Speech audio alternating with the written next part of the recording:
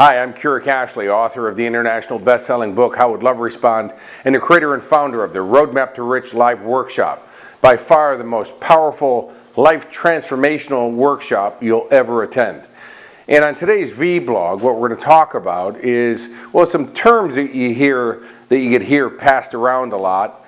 And once you really understand what these two words mean, and you put them into action into your life, well, at least one of them, and you'll see what I'm talking about, it will by far enhance the level of joy and fulfillment and experience for yourself, your family, your partner in life, your kids, and yes, for literally everybody on the planet.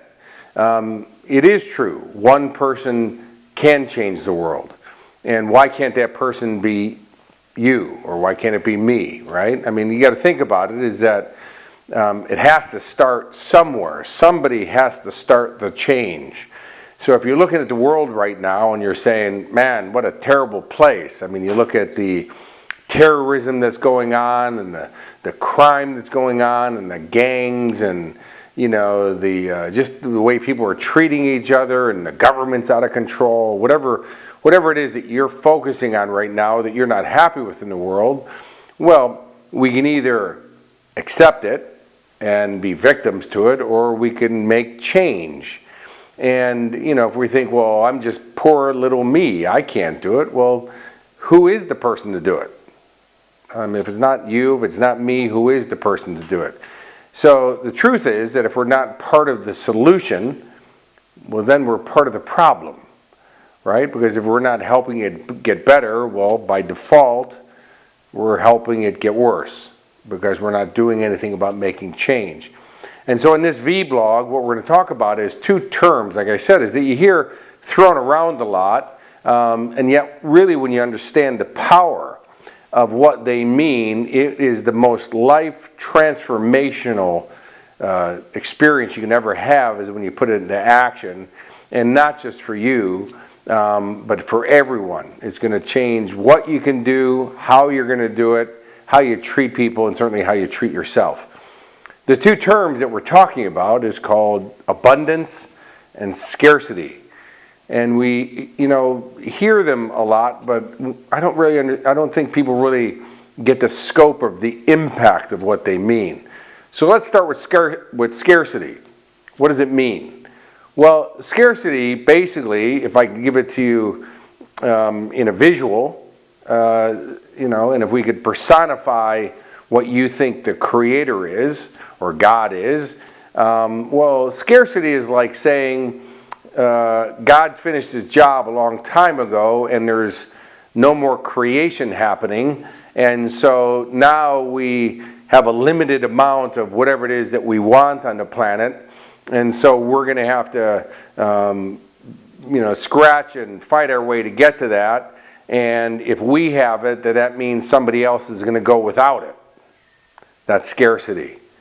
It means that terminology when we say, well, I would like to have this, or I'd like to have that. That's called scarcity mentality, is when we operate that way. Abundant mentality says that, well, creation is always happening. And if you understand science, or if you look even in the news, new stars are being formed, new planets are always being formed, new animal species are being discovered and actually being created, new plants. Literally our body is producing and creating new cells all the time, not just at certain times of the day, literally all the time, 24 hours a day, every second of the day.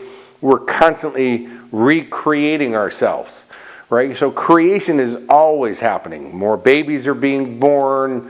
It just keeps, the universe just keeps not only replenishing, but it keeps expanding.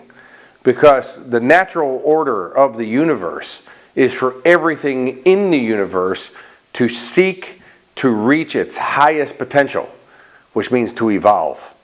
So if you think about that for a moment, one apple seed produced every apple that's ever been on the planet and ever will be on the planet started with one single seed. See, because when you plant that one seed, it doesn't create an apple, it creates an apple tree. Now, if you think about that for a moment, though, if you cut open the apple seed, there's no bark in there, there's no tree in there, there's no leaves in there, and there are no apples in there. There's just stuff. But that stuff that's in there has an intelligence to it, just like the entire universe. Everything in the universe has an intelligence to it. It knows what its purpose is, and it says, I'm an apple. I'm an apple tree, and I'm going to produce apples. Now, it's not obviously saying that in English or speaking that in words, but its energy knows what it is. And so once that first apple seed is planted, it creates an apple tree. And on that tree produced, let's say, hundreds of fruit. And each one of those fruits had numerous seeds. And so literally one apple seed, through the process of evolution, could create apple tree, multiple apple trees, orchard of apple trees. Literally, you could put an apple tree on every square inch of the Earth's surface, well, starting with that first apple seed, right? So everything in the universe is working on expressing its evolution. It's doing that all the time. More is always being created. And so when we have the abundant mind, what happens is that we understand, instead of saying, I want this or that, what you start to say is, I want this and that. Because Marianne Williamson, a great author and a great teacher, in her book, A Return to Love, she has a stanza, that's very powerful. I read it actually every day. And she says, playing small doesn't serve the world. There's nothing enlightened about shrinking so that other people won't feel insecure around you. We were born to make manifest the glory of God. It's not just in some of us, it is in everyone. And as we let our own light shine, we unconsciously give people permission to do the same. As we're liberated from our fear, our presence automatically liberates others. See, so again, is by going for a life that's abundant, where you have all the experiences you want to have. And that includes wealth, because by the way, that's probably one of the areas that more people on the planet are scarce about than any other subject. Matter of fact, you talk about being rich, and people like freak out. I don't want to be rich, I just want to be spiritual. Well, actually, you should work on being rich first, because you can be more spiritual that way. Because spiritual would mean at first that you're working on yourself at all levels. That mind, body, and spirit. Right? All those areas. And guess what? It takes actually wealth to be able to do that at the highest level. I mean, if you talk about the mind and you want to expand your mind, well, that might take courses that you have to participate in, or schools that you need to go to, or traveling you need to do to get there. And by the way, traveling and the experience of traveling and meeting other people and cultures and all that stuff, that's some of the best education you can get. And I can hear somebody watching the video already thinking, oh, well, I can still travel. You don't need wealth to do that. Okay, but here we go back into the abundant mind or the scarcity mind, right? The scarcity mind goes, well, I can backpack or I can fly economy and get places. It's all the same. The plane all lands at the same time. That's absolutely true. And yet, see, the backpacker level of a human being, well, they don't have much choice. It's either backpacking or nothing. But the wealthy person can travel first class, business class, economy, backpacking, hitchhiking. See, they have more choices. And with more choices comes more freedom. And see, when you feel free, you pass that freedom on to other people. When you have a joyous life, and I know you might be saying, well, I'm already happy now. I'm talking about happy at the highest of levels, and that your happiness continues to expand. Because everything in the universe needs to evolve. Because if it's not evolving, it's dissolving. If you're not growing, you're decaying. If you're not getting better, you're getting worse. If you're not getting healthier, you're getting sicker. And so the thing is that, yes, we got to create real wealth in our life. And have an abundant mind about that. Because, by the way, if you keep playing small and you don't have it in your life, what are you showing other people that they can have? What do you show them that's possible or not? And what are you going to teach them? I mean, what, you're going to be a poor person and teach somebody else who wants to create wealth in their life how they're going to get it? Well, why would anybody believe you if you don't have it first? And same with having the awesome relationship. You know, what's wrong with wanting the most magical relationship with a partner possible? And if you're going to tell me that's not available, or that's you know, I'm in dreamland, well, see, that's scarcity mentality again. And here's the question for you. If you ever want abundance in your life, how is that going to happen if scarcity mentality keeps occupying your mind? Because remember, the formula for all creation is thoughts that get turned into actions, produce the correlating results. But it all is going to start with the way that we consistently think. And so the abundant mind, we have to train ourselves that, you know, even when appearance of everything around us seems what we don't want, we have to be able to see what we do want. That's the abundant mind. That even when you're surrounded by poverty, you have to see wealth. When you're surrounded by sickness and disease, you have to see health and fitness. When you're surrounded by misery and pain, you still have to see happiness. Because when you can keep focusing on those things, you'll start acting in a different way, and you'll produce the different result. And that goes back to how we started this vlog, and that is, if you want to change the world, right? Somebody's got to start it. It's got to start somewhere. And why not you? Why not me, right? The first thing we have to do is we have to start seeing the change in our mind. We have to have an abundance mentality that says it can change, it can get better. And then the first thing, the action that we have to take is we have to make our own life better. We have to make our own life more abundant. Because that's the only way it's going to change. Well, because let me give you some information here that you might not completely grasp just yet. And that is that all terrorism, you know, you see all this terrorism going on and crime and gangs. Well, it's all based in poverty and scarcity. Because, you know, people are down and out, they're in pain. And these people in these terrorist groups or gangs or whatever start luring people in through their pain, saying, hey, we're going to give a better life to you. We're going to show you that the man is keeping you down, right? I sound like I'm in the 60s again. But anyways, it's, you know, they start using that language, and we're going to give you a better life. And, you know, and they're paying them, and they're showing them what money can do and that feeling that they get. And so these people are willing to go do inappropriate things because they're attracted to, yes, to a wealth. But if we taught those people about how to be wealthy, and I'm not just talking about the accumulation of money, but I'm talking about holistically wealthy, and yes, that does include wealth. Because poverty sucks.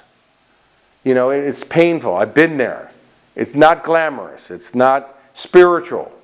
By the way, one day Wayne Dyer, who is very, very spiritual, and I'm a huge fan of Wayne. He's such a great man, and I've been very fortunate to have met him numerous times and spent some really quality time with Wayne before his passing. Wayne one time came up to me, you know, this is way back in the, I think the early 90s. And, you know, he came up and he congratulated me on my speaking, and he knew about me coming up through the ranks and whatever. And he had heard something about my scarcity mentality, because I was kind of broadcasting that I don't want to be wealthy, I just want to be spiritual. Sound familiar? And he said, Keurig, and by the way, he was about to get on stage, but instead saw me standing outside and came out and started talking to me. And I said, sir, aren't you supposed to be on stage? And he said, are they going to start without me? I think I'm okay. And I said, yes, sir.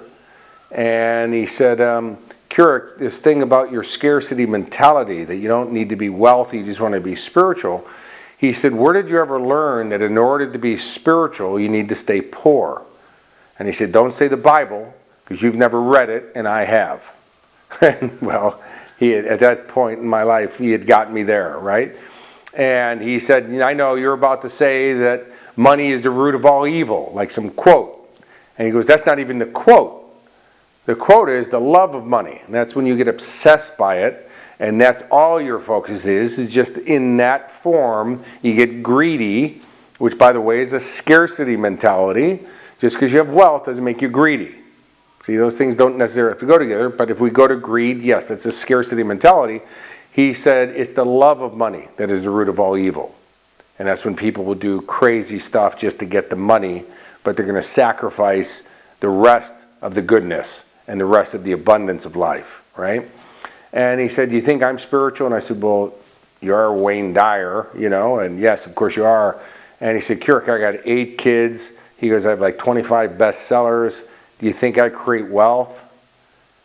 And I was like, yeah, I would guess you do, sir. And he goes, and am I a good person? I said, absolutely. And so my point to the story is that Wayne Dyer started to show me new references for what wealth can be and what it should be and what it's available to all of us. But see, that started to open up my abundant way of thinking. And if you just look at the 2 words, scarcity, S-C-A-R-C-I-T-Y, Scar-City, it cuts you up to live in that town. You don't want to be there, right? Abundance. Abundance. You know, anyways, it's just the way my brain works. Is obviously one sounds way funner. And remember, when you operate in abundance, right? Not only do you make your life better, more fulfilling, you get to have more experiences, there's more joy in your life, more happiness in your life. You spread that happiness, that joy, that fulfillment to everybody that you're in contact with and everybody that you ever meet in the world, just by your presence. You know, your partner, your kids, your family, your friends, your community, your country, and the world. So the only way to make, you know, the world happy, healthy, wealthy, and successful is for you to be happy, healthy, wealthy, and successful first. You know, and that's why we have the Roadmap to Rich program, because it is by far the most powerful workshop you'll ever attend. And I'm not trying to sell it to you. I'm really trying to open your mind to start looking at that area of your life, because you need to work on it. Because the number one reason that people are stressed out is money issues. And the number one reason relationships break up, and I'm even talking about really loving relationship, is money issues. And stress is the number one killer on the planet. It can kill your body, it can kill your relationship, it can kill your dreams, kills all your goals. It's the number one killer. And the number one reason people are stressed out is money issue. So check out our Roadmap to Rich program. I look forward to seeing you there. Please leave a comment below this video. I love your comments. If there's any other subjects you want me to touch on for you or work on for you, let me know. Until I talk with you again, have a most outstanding day.